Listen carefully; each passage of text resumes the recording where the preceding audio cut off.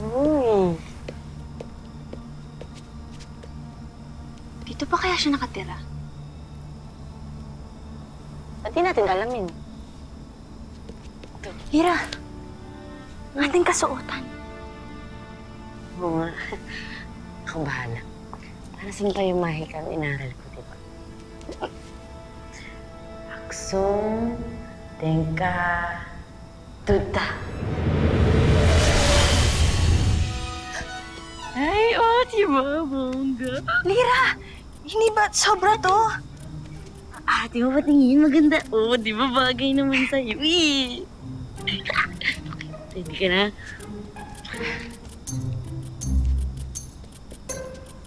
Tao po! Tao po! Sensya na po, pero yahoo! The right one?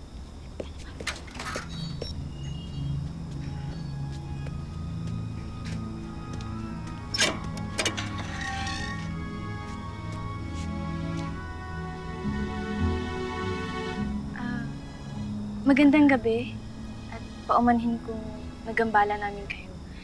Ngunit may hinahanap lamang kami. Si Anthony.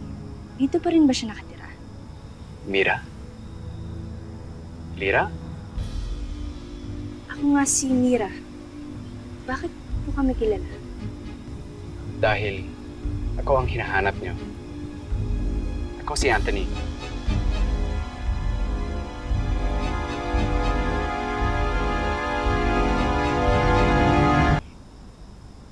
Ikaw ba yan? Ako nga, Mira. I guess it's true. Talagang mga diwata kayo. You guys don't age. Hindi gaya ko. Hindi daw tayo tumanda. Okay lang yun. Cute ka pa din. Kumusta ka na, Anthony? Kumusta na ang lagay mo? Love, sino kausap mo? May pamilya na ako, Mira. This is my wife, Sophie. And our son. Sophie, Mira, and Lira.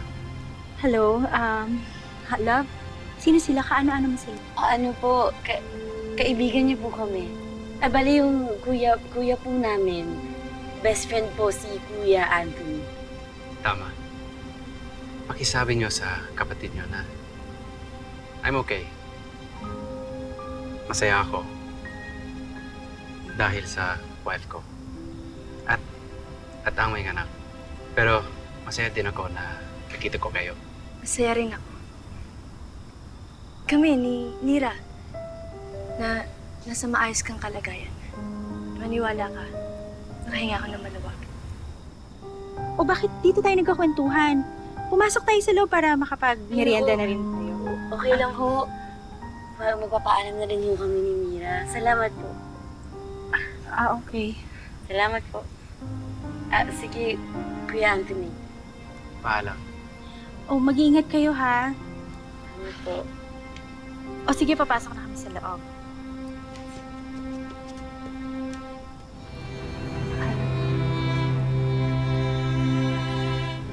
Love?